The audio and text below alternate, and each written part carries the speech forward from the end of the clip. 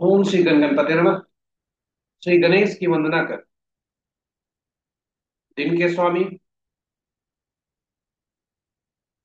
श्री राम भक्त हनुमान तथा उनके स्वामी श्री राम मंगल देव की आराधना कर, इष्ट देव का ध्यान धर, गुरुजनों को नमन कर, अभिनंदन करते हैं आपका वरुण इसको द्वारा प्रस्तुत आज के दैनिक पंचांग में। यह नित्य 5 भागों में प्रस्तुत हुआ करता है और इसके पहले भाग का लघु रूप हम अलग से प्रस्तुत करते आ रहे हैं, जो आपके सुझावों के अनुरूप ही है। इसमें डेटा जो भी प्रयुक्त हुए हैं पंचांग से लिए गए हैं, छवि गूगल से ली गई है और यह प्रस्तुति आप तक यूट्यूब के माध्यम से हम पहुंचा पाने में समर्थ हैं। पंचांग आम बोलचाल की भाषा में या हमारे मन मस्तिष्क में शुभ मुहूर्त जानने का माध्यम है, किंतु ऐसी बात नहीं है। पंचांग केवल शुभ मुहूर्त जानने का माध्यम नहीं है, यह हम सबकी निर्णय क्षमता को सुदृढ़ करता है, प्रकृति और ब्रह्मांड की ऊर्जा के साथ संतुलन स्थापित करने में सहायक होता है, जिसके फलस्वरूप हम सबके जीवन में शांति, समृद्धि और सकारात्मकता का संचार हो। अतः पंचांग का अनुसरण करके हम अपने जीवन को अधिक सफल और समृद्ध बना सकते हैं। तो आइए पंचांग की अहम भूमिका को, हम अपने जीवन में अहम भूमिका को देखते हुए इसका अनुसरण करके अपने जीवन में शांति, समृद्धि और सकारात्मकता का संचार सुनिश्चित करते हुए अपने जीवन को अधिक सफल और समृद्ध बनाए। साथ ही साथ साझा करें प्रस्तुति को अपने मित्रों, परिजनों और शुभेच्छुओं के संग, ताकि वे भी पंचांग का अनुसरण करके अपने जीवन में शांति, समृद्धि और सकारात्मकता का संचार सुनिश्चित करते हुए वे अपने जीवन को अधिक सफल और समृद्ध बना सकें। और उनके इस प्रयास में हम सब माध्यम बनकर पुण्य के भागी बने। चलिए हम आपको ले चलते हैं आज के पंचांग की तरफ। पंचांग में जाने के पूर्व पंचांग की सूची जो इसमें प्रस्तुति है उसके संबंध में थोड़ी चर्चा कर लेते हैं और उससे आपको परिचय कराते हैं। दैनिक पंचांग 5 भागों में है। पहले भाग में पंचांग, मुहूर्त और ग्रहों के गोचर पर विचार किया गया है और इसी से जो पंचांग और मुहूर्त को लेकर हमने लघु पंचांग आपके लिए अलग से प्रस्तुत किया है और करते रह गए। दूसरे भाग में जन्म पत्रिका में चंद्रमा जिस नक्षत्र में है और आज चंद्रमा जिस नक्षत्र में गोचर करना है उसके अनुसार आज का दिन कैसा होगा, जिसे तारा बलम कहते हैं। और यह 9 तारा चक्र पद्धति पर आधारित है, बहुत ही सटीक है और उत्तम भी है, उपयोगी भी है। 9 तारा चक्र पद्धति जीवन के बारे में बताता है और तारा बल आज के बारे में बताता है। और कई लोग इसको जानने के लिए, अपना आकलन कराने के लिए हजारों हजार खर्च कर रहे हैं और आपके पास यह उपलब्ध। तो चलिए दूसरा भाग में यह है। तीसरा भाग जन्म पत्रिका में चंद्रमा जिस राशि में है और आज जिस राशि में गोचर कर रहे हैं उसके अनुसार आज कैसा बताते चले। चंद्रमा के परिप्रेक्ष्य में जब भी देखते हैं तो आज के बारे में बात। चौथे भाग में चौघड़िया मुहूर्त पर है, जो कि चौघड़िया काल बताता है कि कौन सी अवधि किस कार्य के लिए उपयोगी है और कौन सी अवधि अशुभ स्थिति में है, ताकि उस अशुभ काल में कोई भी काम नहीं करे, यानी नए काम को आरंभ न करे। रूटीन काम से चौघड़िया का मत ये तात्पर्य नहीं। पांचवा भाग अंक ज्योतिष के अनुसार कैसा दिन है। तो चलिए अब पंचांग में आपको ले चलते हैं बिना देर किए हुए। स्वागत है आपका पहले भाग। दिनांक आज का 29 जुलाई 2025। महाश्रवण, पक्ष शुक्ल, शाका संवत 1947 विश्व वसु, विक्रम संवत 2082 कलायुक्त और कलयुग का पांच हजार 126। सूर्योदय 5:15 पर, सूर्यास्त 6:37 पर, sunrise at 5:15 AM, sunset at 6:37 PM। आज का दिशा शुभ उत्तर है। फिर भी इस दिशा में यात्रा करने को बाध्यता हुई तो गुड़ का सेवन कर यात्रा में सुधार। पंचांग के पांचों अंक। वार मंगलवार, तिथि देर रात्रि,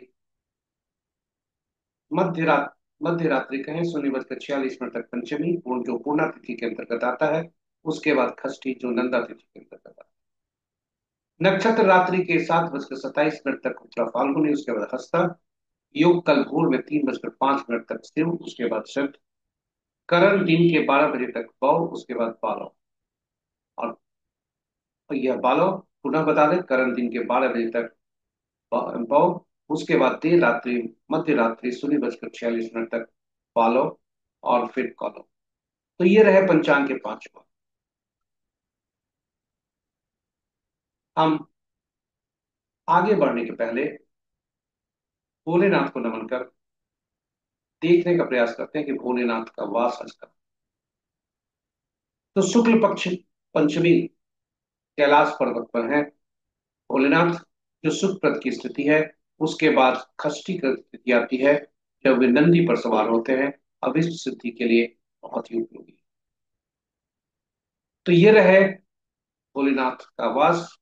ओम नमः शिवाय। आज शिव की कृपा आप पर बनी रहे।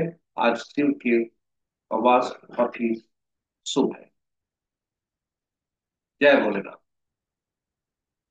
ग्रहों के गोचर की तालिका जुलाई 2025 का। मंगल देव भ्रमण कर चुके हैं कल से। अब बुध देव 11 तारीख तक अस्त रहेंगे अगले माह के। शनि देव 28 नवंबर तक वक्री रहेंगे। और बुध देव 11 अगस्त तक।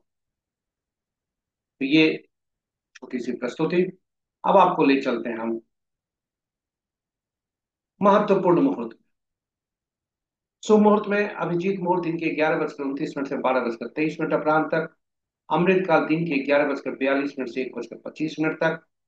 रवि जोग 7:27 से कल सूर्योदय तक। विजय मुहूर्त अपराह्न 2:10 से 3:03 तक। गोधूली बेला संध्या 6:37 से 6:58 तक। और निशिता मुहूर्त देर रात्रि 11:35 से मध्य रात्रि 0:17। ये रहे हमारे शुभ मुहूर्त। रात्रि में किए जाने वाले पूजा पाठ, जब तक साधना, तंत्र मंत्र आदि के लिए निशिता मुहूर्त श्रेष्ठ हुआ कर। अशुभ मुहूर्त में सबसे प्रभावी अशुभ मुहूर्त राहु काल अपराह्न 3:16 से 4:57 तक। गुलिक काल दिन के 11:56 से 1:36 तक। यमगंड प्रातः 8:35 से 10:16 दिन तक। और वर्ज मुहूर्त कल भोर में 4:42 से 6:28 सुबह तक। तो ये रहे हमारे महत्वपूर्ण शुभ और अशुभ मुहूर्त। ग्रहों की आकाशीय स्थिति को यदि देखा जाए तो अंश के अनुसार, चूंकि चंद्रदेव मंगल देव ये तथा शुक्रदेव राशि परिवर्तन किए हैं, इसलिए ये कमजोर है। शेष ग्रह राहु और केतु देव को छोड़कर मजबूत स्थिति में। ग्रहों की राशि के अनुसार देखें तो चंद्रदेव कन्या राशि में आ गए हैं, मंगल देव भी कन्या राशि में आ गए हैं, और बृहस्पति देव और शुक्र देव मिथुन राशि में ही है। इस प्रकार बुध देव की राशि में सबसे ज्यादा ग्रह, चार ग्रह। और बुध देव बुध, बकरी और अष्ट भी। चंद्रदेव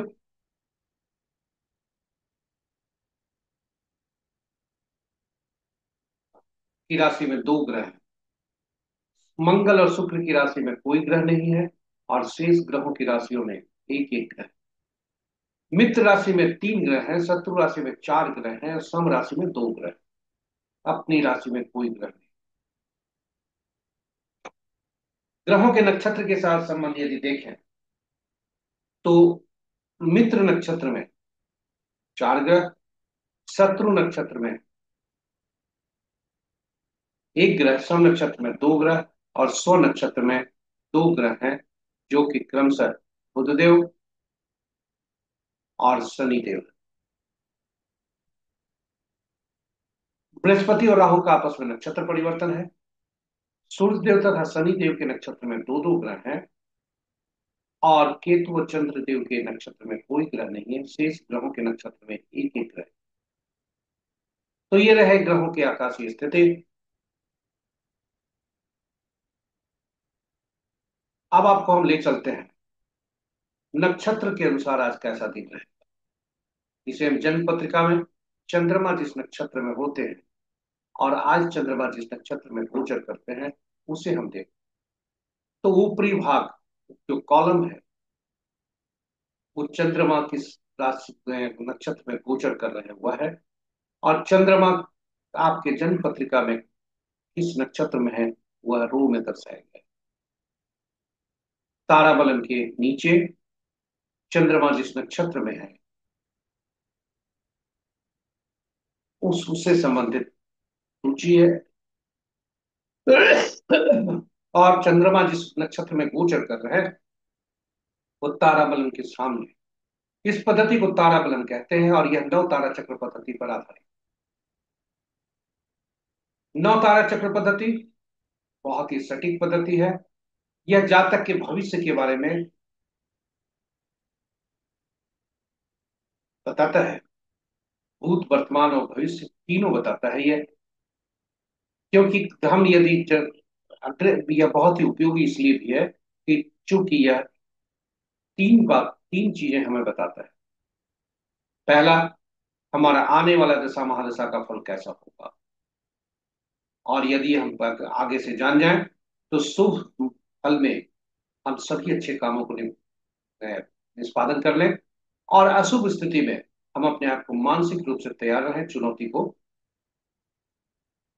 सामना सामना करने के। और दूसरी स्थिति बनती है जब ग्रहों को जन्म कुंडली में ग्रह बहुत अच्छी अवस्था में दिखते हो। हर कोई बताता है कि अच्छी अवस्था में है किंतु फल अच्छे नहीं मिल रहे। तो कब अच्छे फल मिलेंगे, क्यों नहीं मिलेंगे, यह नवतारा चक्र पद्धति बताता है। और जीवन में हमारे साथ संबंध जो भी बना है जन्म से मृत्यु तक जिनके साथ संपर्क, चाहे वो घर से हो, समाज से हो, बाहर से हो, कार्यालय में हो, व्यवसाय स्थल पर हो, यानी ये सभी नवतारा चक्र पद्धति बताते हैं कि आपके उनके साथ संबंध कैसे होंगे, वे आपके लिए कितना फलदायी होंगे और आप उनके लिए कैसा फलदायी। ये दोनों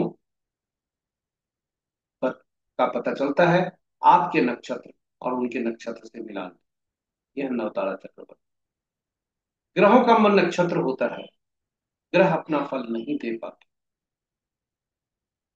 जब भी फल देते हैं वो नक्षत्र के माध्यम से ही देते हैं। ग्रहों का मन नक्षत्र होता है, इसलिए नव तारा चक्र पद्धति बहुत ही सटीक है। और आपको बता दें, बहुत से लोग नव तारा चक्र पद्धति पर लोगों को मूर्ख बनाकर, हम उसे नमन करते हैं, उनकी निंदा नहीं करते, लोगों को मूर्ख बनाकर हजारों हजार रुपया उनसे ये ले रहे हैं। और यही सूची है जिससे वे बताते हैं और कहते हैं कि गणना में समय लगे। नवतारा चक्र पद्धति की सटीकता को देखते हुए हमने नवतारा चक्र पद्धति पर अलग से वीडियो प्रकाशित किया। आप उसे जरूर देखें और यह काफी उपयोगी होगा।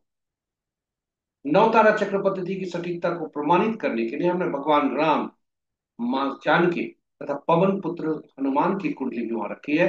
इनके संबंध जग जाहिर है और नवतारा चक्र पद्धति से हम संबंध निकाल कर बताते हैं कि वह कैसे फलित सही सटीक। तो चलिए नवतारा चक्र पद्धति पर यहाँ संक्षिप्त टिप्पणी देते हैं, बिना कुछ आपसे चार्ज लिए हुए।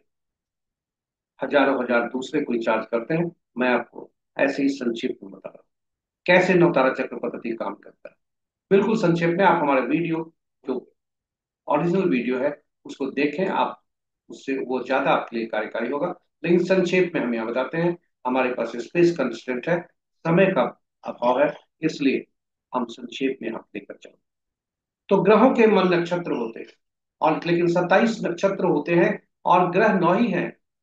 तो आखिर वो किस कौन से नक्षत्र किस ग्रह का फल देंगे, ये जानने के लिए सभी नक्षत्रों को 27 नक्षत्रों को तीन समूहों में रखा गया, या तीन श्रेणियों में बांटा गया।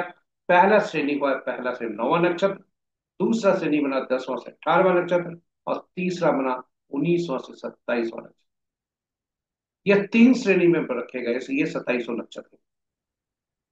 और ग्रहों को महादशा के क्रम में रखा गया, यानी पहला ग्रह केतुदेव, दूसरा शुक्रदेव, तीसरा सूर्यदेव, चौथा चंद्रदेव, मंगल देव पांचवा, राहु देव छठा, बृहस्पति देव सातवां, शनि देव आठवां और बुध देव नौवां।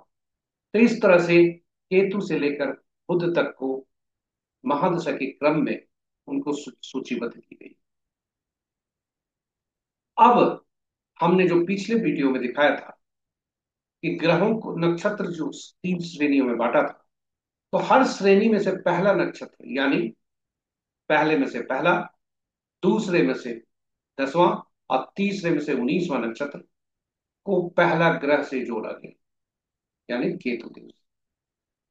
और इसी तरह से दूसरा 10वां और दूसरा 11वां और 20वां नक्षत्र को दूसरे ग्रह शुक्र से जोड़ा गया। और इसी क्रम में बढ़ते हुए 9वां 18वां 27वां नक्षत्र को बुध देव, 9वां ग्रह बुध देव से जोड़ा गया।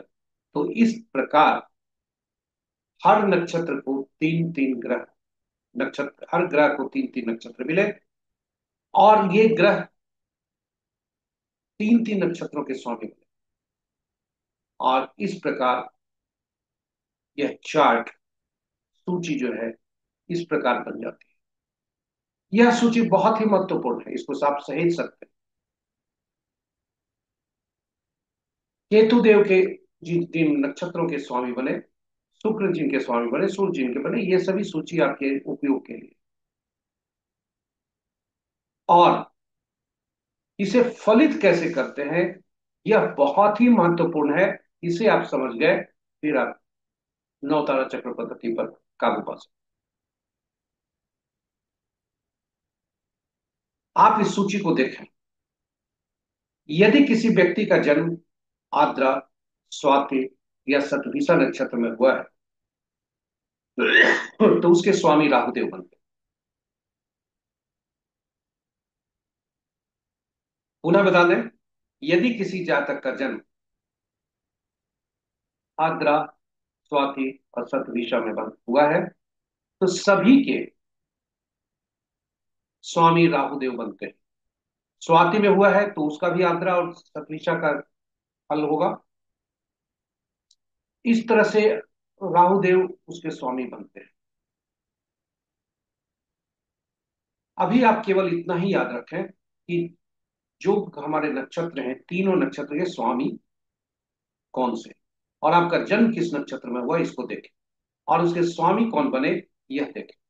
और जब आप देख लेते हैं, तो उदाहरण स्वरूप फिर दूसरा उदाहरण देता हूं। किसी व्यक्ति का जन्म हस्ता नक्षत्र में हुआ है, तो उसके स्वामी बने चंद्र। और गणना, हम अब गणना पर आते हैं कि हम मान लेते हैं किसी व्यक्ति का जन्म हस्ता नक्षत्र में हुआ है, तो गणना जो शुरू होगा, चंद्रमा पहला ग्रह बनेंगे उस जातक के लिए। चंद्रमा पहला ग्रह बनेंगे, दूसरा ग्रह मंगल, तीसरा राहु, चौथा बृहस्पति, पांचवा शनि, छठा बुध, सातवां केतु, आठवां शुक्र, हाँ, और नौवां सूर्य। इस तरह से हम चलेंगे। पुनः बता दें, ये दूसरा उदाहरण बताते हैं। किसी जातक का जन्म विशाखा नक्षत्र में हुआ, तो पहला ग्रह बृहस्पति देव बनेंगे, दूसरा शनिदेव, तीसरा बुध, चौथा केतु, पांचवां शुक्र, छठा सूर्य, सातवां चंद्रमा, आठवां मंगल और नौवां राहु। अब इस तरह से हम ग्रह बनेंगे। तो पहला ग्रह जो होगा पुनः बता दें, जन्म पत्रिका में चंद्रमा जिस नक्षत्र में है उनके नक्षत्र स्वामी से गणना आरंभ होती है और वे पहला ग्रह बनते हैं। पहला ग्रह मिश्रित फल देते हैं, जो अक्सर अशुभ ही ज्यादा होता है, शुभ कम होता है, क्योंकि मां के गर्भ में बच्चे ज्यादा सुरक्षित होते हैं। कष्ट वहीं से शुरू होता है, बच्चा रोता हुआ ही आता है। तो वहां यह मिश्रित फल हुआ और पीड़ादायक। और वहां से गणना आरंभ करते हैं तो दूसरा, चौथा, छठा, आठवां, नौवां ग्रह जो बनते हैं वे शुभ फलदायी होते हैं। और वहीं तीसरा, पांचवां, सातवां, पहला, तीसरा, पांचवां, सातवां ग्रह जो बनते हैं वे अशुभ फलदायी। और उनकी अशुभता या पीड़ा जैसे जैसे उनकी क्रम संख्या बढ़ती है वैसे वैसे बढ़ती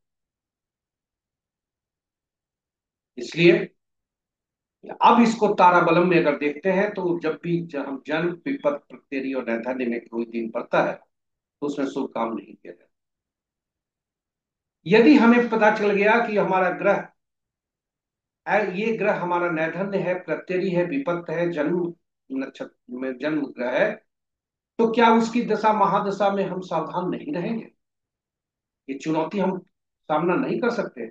और यदि हमें पता है कि वह मित्र हमारा ये दशा महादशा मित्र का है, अति मित्र का है, तो हम उसमें शुभ काम को अगर निकाल लें तो क्या कितना अच्छा हो। उसी तरह जन्म कुंडली में यदि ग्रह बहुत अच्छी अवस्था में है, भाग्य भाव के स्वामी है, लग्नेश है, मजबूत स्थिति में है, लग्नेश भाग्य भाव के स्वामी में बैठ गए, 1, 5, 9 में बैठ गए, जो कि कहता है बहुत शुभकारी होते हैं, लेकिन यहां पर वो नैधन्य है, फिर अच्छे फल कहां से देंगे? हम जिस बिजनेस पार्टनरशिप करने जा रहे हैं वह विपत्त का कारक है। तो बंधु, वह आपके लिए लाभकारी कहां से होगा? नव तारा चक्र पद्धति की सटीकता यहीं पर है। तो चलिए, आज इतना ही। विशेष आप नवतारा चक्र पद्धति पर वीडियो जरूर देखें, आपको लाभकारी होगा।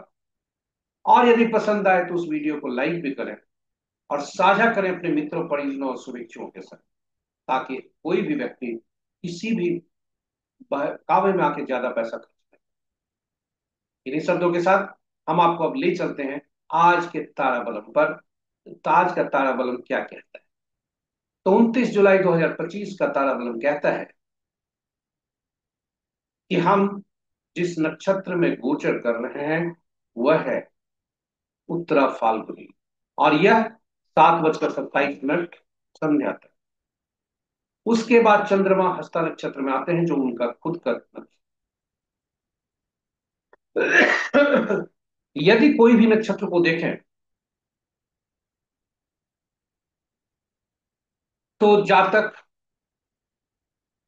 यदि हम पूर्वभरणी, पूर्वा फाल्गुनी या पूर्वाषाढ़ा में नक्षत्र में जन्मे जातक के लिए, शुक्र के नक्षत्र में जन्मे जातक के लिए देखें, तो सूर्य के नक्षत्र में चंद्रमा अभी गोचर करेंगे 7:27 तक। वह उनके लिए संपत्त कारक होगा। वही चंद्रमा शुक्र के लिए विपत्त कारक होगा। दूसरा उदाहरण हम ले सकते हैं पुनर्वसु, विशाखा या पूर्व फाल्गुन भाद्रपद नक्षत्र में जन्मे जातक के लिए। उत्तरा फाल्गुनी नक्षत्र साधक है और हस्ता नक्षत्र नैधन्य है।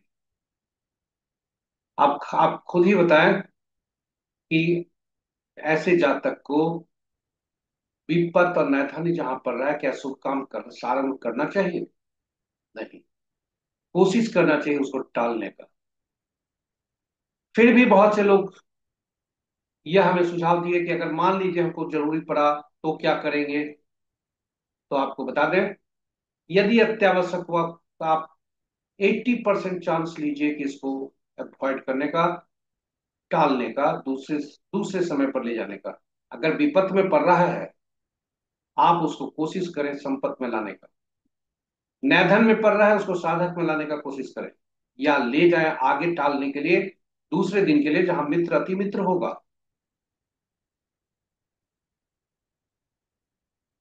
तो वैसे टालें, और अगर असंभव है तो आपके लिए उपाय जो हमने संकलित किया है वह यह है। फिर भी हम बता देते हैं, यह प्रमाणित नहीं है, इसलिए इसको टेस्ट करने के लिए आप मत करें, रिस्क नहीं ले। जन्म नक्षत्र में यदि आपका तारा पड़ता है तो पीला कद्दू पत्ते वाली सब्जी का दान करें, विपत्त में पड़ता है तो गुड़ का दान करें, प्रत्यरि में पड़ता है नमक का दान करें, और नैधन्य पड़ता है तो मुहूर्त को त्यागें।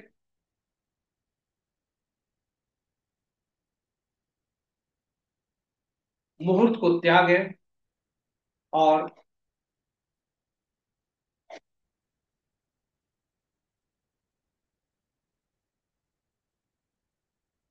उस मुहूर्त को त्याग कर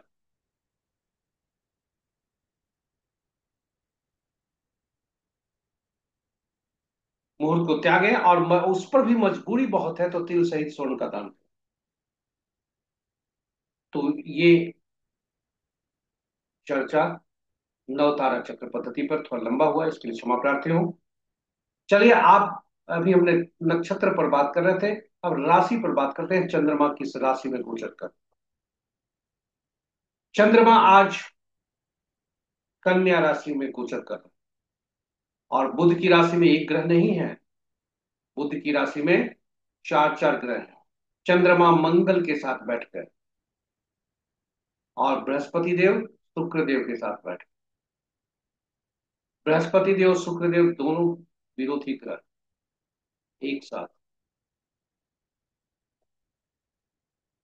और बुध देव खुद चंद्रमा के नक्षत्र में,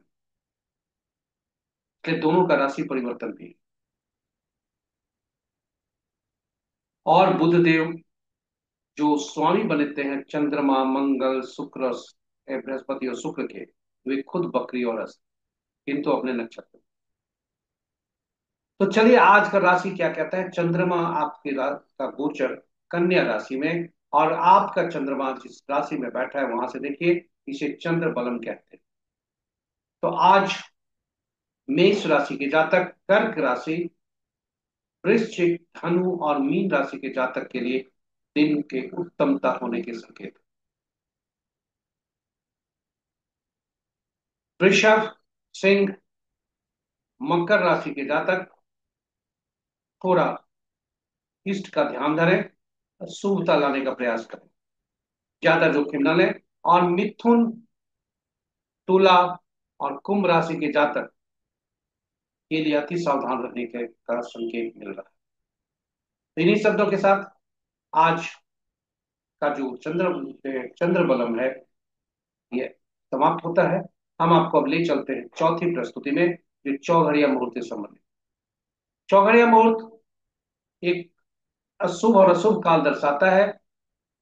इसे मुहूर्त भी कहते हैं, ये इसे एक तरह का ज्योतिष से भी संबंध है, और किसी भी शुभ काम को करने के लिए इसका उपयोग किया जाता है, चाहे वो पूजा पाठ हो या कोई नया काम हमारा भी करने का। रूटीन कार्य यदि कर रहे हैं तो उसके लिए जरूरी नहीं, क्योंकि दैनिक रूटीन का कार्य है। किंतु रूटीन कार्य में भी यदि कुछ अच्छे काम निकालने हैं या कुछ अच्छा काम करना है तो फिर चौघड़िया मुहूर्त आपके लिए उपयोग होता है। जैसे बॉस से छुट्टी का आवेदन,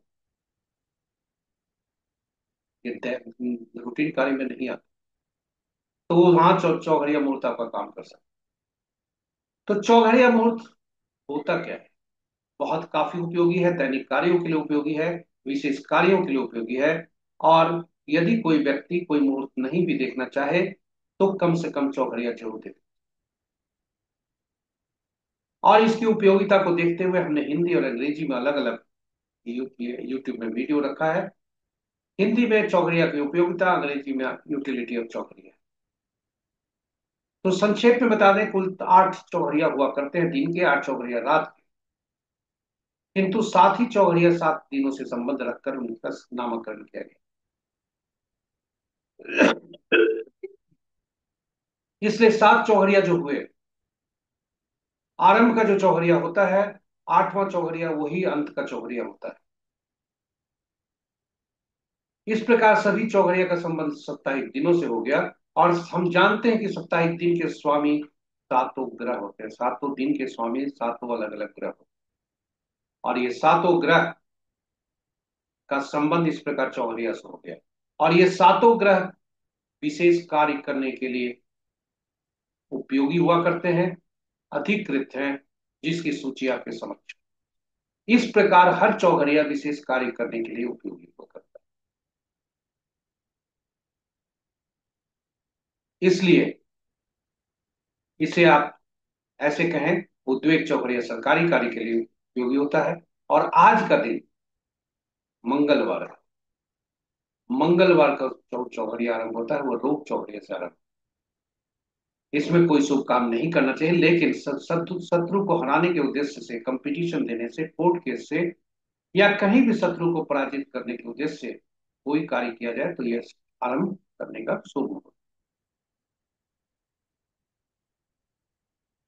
एक परीक्षा देनी है कंपटीशन में, वहां भी शत्रुघ्नता का उपयोग होता है, इसलिए कि वह आपका शत्रु कंपटीशन देने वाला है, उसको हरा करके ही आप विजय पाएंगे। तो इस प्रकार ये सारे कार्य निर्धारित हैं। अब चलते हैं, हाँ, इस पर ये बता दें कि दिन का चौघड़िया काल बेला, राहु काल और वार बेला से ग्रसित हो सकता है। अक्सर काल चौघड़िया काल बेला से ग्रसित होता है। तो जब भी, और रात्रि का चौघड़िया जो होता है काल रात्रि से ग्रसित होता है, तो जब भी चौघड़िया अशुभता की स्थिति में हो तो उसका त्याग करना चाहिए, तेज चौघड़िया का उपयोग करना। तो चलिए, आज का चौघड़िया इतना ही। आज का चौघड़िया देखते हैं कि आज का चौघड़िया कितना कैसा है। तो आज का चौघड़िया रोग चौघड़िया से आरंभ है, रोग चौघड़िया से समाप्त है। और बीच के उद्वेग चौघड़िया जो कि 6:55 से 8:35 सुबह तक है, और काल चौघड़िया जो 1:36 अपराह्न से 3:16 तक है, शुभ चौघड़िया जो 3:16 से 5:57 तक है, वह क्रमशः वार वेला, काल वेला और राहु काल से। वही रात्रि का उद्वेग चौघड़िया काल रात्रि से ग्रसित, जो कि 9:17 से 10:00। तो इस तरह से आज का चौघड़िया अशुभता की स्थिति में है। इसका परित्याग कर तेज चौघड़िया का उपयोग हम कर सकते हैं। तो चौघड़िया का उपयोग जरूर करें, और अपने जो कार्य में है उसमें शुभता सुनिश्चित करें, अशुभता को दूर रखें। इन्हीं शब्दों के साथ हम आपको ले चलते हैं पांचवी प्रस्तुति में, जो अंक ज्योतिष के अनुसार आज कैसा दिन रहने की संभावना है। तो अंक ज्योतिष पर यह दो भागों में एक प्रस्तुति हम यहाँ पर कर रहे हैं। पहला कुछ अंक ज्योतिष पर परिचय। अंक ज्योतिष बहुत ही महत्वपूर्ण आज के दिनों में है, क्योंकि अंकों के जीवन में, हमारे जीवन में अहम भूमिका हुआ करती है। जन्म से मृत्यु तक अंक हमारा पीछा नहीं छोड़ते, और अंक हमें फॉलो करते हैं। हम अंक के अधीन रहते हैं, और अंक हमें ऊर्जा देते हैं। अंक हमारे जीवन में दो प्रकार के होते हैं, एक स्टैटिक डेटा जो कि हमारे साथ स्थिर रहते हैं, और एक जो कि हम अपने कर्मों के अनुसार उन अंकों को लाते हैं। तो स्टैटिक डेटा जो होता है, जो स्थिर होते हैं, वे होते हैं ईश्वर द्वारा प्रदत्त जन्म तिथि और उससे निकले कुछ अंक, ये स्थिर होते हैं। और अंक ज्योतिष में हम अपने अंकों से जो लाते हैं, वे हमारी कर्मों का फल होता है। और जैसे मोबाइल अंक हुआ, गाड़ी का अंक हुआ, आदि आदि। तो अंक ज्योतिष एकल अंक पर काम करता है, इसका मूल सिद्धांत यही है। वह एकल अंक 1 से 9 तक हुआ करता है। शून्य को क्यों हम गणना में नहीं लेते, क्योंकि शून्य अनिश्चितता को दर्शाता है। और 1 से 9 तक अंक को अगर देखें तो पांचवा अंक मध्यम अंक बनता है, और पांचवा अंक ही ऐसा अंक होता है जो कि सबसे शुभ होता है, क्योंकि यह सभी अंकों को बैलेंस करता है।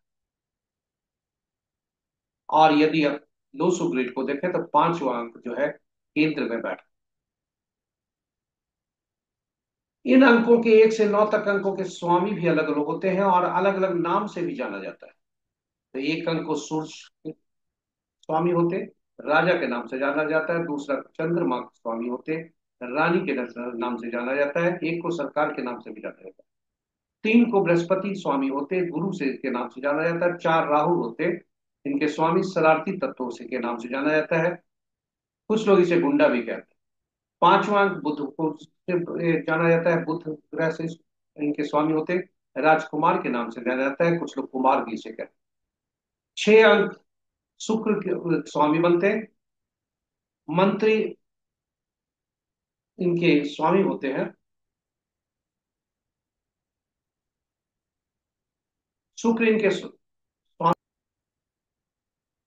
शुक्र के 6 के अंक के स्वामी शुक्र होते हैं, जिन्हें मंत्री के नाम से जाना जाता है। 7वां का केतु स्वामी बनते हैं, धर्म गुरु के नाम से जाना जाता है। तो 8वां का स्वामी शनि बनते हैं, जिसे अधीनस्थ, हमारे अधीनस्थ जो भी हैं उन्हें जाना जाता है, या न्यायालय को भी इसे प्रतिनिधित्व कर किया जाता है, न्यायालय से भी जाना जाता है। 9 अंक के स्वामी मंगल बनते हैं, जिसे सेनापति, डॉक्टर, पुलिस के नाम से जाना जाता है। अब हमारे हमने अभी कहा था कि स्टैटिक डेटा होते हैं। तो जन्म तिथि से जो हमारे डेटा निकलते हैं वह मूलांक होता है, जो जन्म केवल तिथि का योग होता है। और जन्म तिथि माह वर्ष का योग से हम भाग्यांक निकालते हैं, और वर्ष के केवल योग कर योगफल जो एक अंक में आता है, पुरुष को के संदर्भ में 11 से उसे घटा देते हैं, और महिला के संदर्भ में 4 उसमें जोड़ देते हैं। यह एंजल नंबर बनता है, हुआ नंबर बनता है। ये सभी अंक ईश्वर द्वारा प्रदत्त होते हैं, स्टैटिक होते हैं। हमारे द्वारा प्रदत्त सबसे पहला अंक जो होता है वह होता है नाम का, नामांक। और नामांक आश्चर्यचकित करेगा आपको। नामांक जो होता है, शब्द होता है, कोई भी शब्द हमारे समक्ष आए, उसमें जो अल्फाबेट यूज होते हैं, जो अक्षर यूज होते हैं, वह उनका अंकीय मूल्य होता है। और उसी अंकीय मूल्य से उसे परिवर्तित कर हम उसी अंकीय मूल्य से उसे परिवर्तित करते हैं, और फिर एकल अंक में फिर परिवर्तित करते हैं। उदाहरण स्वरूप हमने संजय का लिया है। संजय का देखें आप जोड़ें तो 12 तो योग होता है, उसके अक्षरों का जो अंकीय मूल्य हुआ उसमें परिवर्तित कर दिए, और फिर 12 उसका योग किया, और फिर उसको एकल अंक में बनाया, 3 हुआ। यानी संजय का नामांक 3 होता है, जिनके स्वामी गुरु होते हैं। तो 3 अंक वाले जातक शिक्षा पर ज्यादा जोर।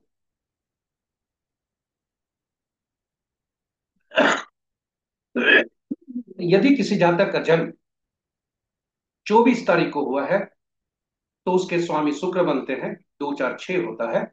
और उसका नाम यदि 3 से शुरू होता है, तो वह उसके लिए जीवन भर अशुभ फल देता है, क्योंकि 6 और 3 आपस में शुरू होता है। और यही हमारे कर्मों का फल होता है, क्योंकि ईश्वर द्वारा प्रदत्त 6 था, हमें नाम को 6 पर ले जाना था, 6 के दोस्त पर ले जाना था, जहाँ 6 कंपैटिबल। तो नामांक और भाग्यांक पर हम ये करते हैं। और यह सूची आपके लिए है कि एक अंक का अगर जोग करें, नामांक या कुछ भी, तो 8 अंक पर नहीं जाना चाहिए। 2 अंक का अगर पूर्णांक या भाग्यांक होता है, तो 4 6 8 9 पर नहीं जाना चाहिए। 3 का होता है तो 6 पर नहीं जाना चाहिए। 4 का होता है तो 8 9 4 2 पर नहीं जाना चाहिए। 6 पर है तो 3 और 9 नहीं होना चाहिए। 7 पर है तो 7 9 3 पर नहीं जाना चाहिए। 8 के शत्रु 1 2 9 4 8 होते हैं, और 9 के 6 4 2 8 9। इस तरह ये आपके लिए सूचीबद्ध। चलिए आज का दिन हम देख। आज का दिन 29 जुलाई 2025। 2 और 9 का आपस का कॉम्बिनेशन, 2 मूलांक और 9 भाग्यांक। और 9 और 2 9 आपस में शत्रु होते हैं, इसलिए यहां तक कि 9 भी आपस में 9 का अति शत्रु होता है। इसलिए आज का दिन अगर अच्छा दिन है कहें, तो जो 1 10 19 28 तारीख को जन्मे हैं जातक, उनके लिए मित्र है, उनके लिए बहुत अच्छा संबंध है, दिन अच्छा है। 5 14 23 तारीख को जो जन्मे जिनका मूलांक 5 बनता है, उनके लिए दिन सामान्य होने की संभावना है। 6 मूलांक वाले 6 15 24 तारीख को जन्मे किसी माह का सामान्य दिन होने की संभावना है। 7 16 25 जिनका जन्म तिथि है, उनके लिए भी सामान्य होने की संभावना है किसी माह का। 7 मूलांक वातक बनता है। और 8 मूलांक वाले जिनका जन्म तिथि 8 17 26 को होता है, 8 मूलांक होता है, इनके लिए भी दिन सामान्य होने की। शेष मूलांक वाले यानी 2, 11, 20, 29 तारीख को जन्मे जातक, 3, 12, 21, 30 को जन्मे जातक, 4, 13, 22, 31 को जन्मे जातक और 9, 18, 27 को जन्मे जातक के लिए दिन अच्छे नहीं। इनका मूलांक क्रमशः 2, 3, 4 और 9 होता है। तो ये रहे अच्छे दिन। आज के दिन के बारे में हम कल पुनः नई प्रस्तुति लेकर आपके समक्ष उपस्थित होंगे। यह हमारे साथ बने रहने के लिए बहुत बहुत धन्यवाद। यदि आप हमारी प्रस्तुति को पहली बार देख रहे हैं तो कृपया इस चैनल को ये सब्सक्राइब कर लें, साथ ही साथ नोटिफिकेशन बटन को दबा दें और नोटिफिकेशन बटन को दबाकर यह सुनिश्चित करें कि हमारे हर पोस्ट की सूचना आपको मिल सके और आप इसे लाभान्वित हों। सभी नए या पुराने सब्सक्राइबर से अनुरोध है कि इसे साझा करें अपने मित्रों, परिजनों और शुभेच्छुओं के संग, ताकि उनके जीवन में शुभता है, वे पंचांग का अनुसरण करके अपने जीवन में को अधिक सफल और समृद्ध बनाएं। नवतारा चक्र पद्धति को समझकर वे शुभ काम शुभ मुहूर्त में करें। चौघड़िया ज्योतिष पर से लाभ उठाएं और अंक ज्योतिष का ज्ञान हासिल कर घर से ही इसका अंकों को समतुल्य करने का यानी बैलेंस करने का प्रयास करें। तो चलिए, इन्हीं शब्दों के साथ हम आज विदा लेते हैं। कल पुनः नई प्रस्तुति के साथ आपके सामने उपस्थित होंगे। तब तक के लिए आपसे आग्रह है कि फीडबैक के तौर पर आप अपना सुझाव जरूर दें, ताकि हम प्रस्तुति को और बेहतर कर सकें। और पारिश्रमिक के रूप में अगर आप चाहें तो लाइव यूट्यूब के पोस्ट को लाइक जरूर। इन्हीं शब्दों के साथ हम आपसे विदा लेते हैं। कल पुनः उपस्थित होंगे। मंगल देव श्री राम भक्त हनुमान तथा उनके स्वामी श्री राम से कामना करते हैं कि आपका दिन मंगलमय हो, ऊर्जा से भरा हो। इन्हीं शब्दों के साथ जय श्री राम, जय हनुमान।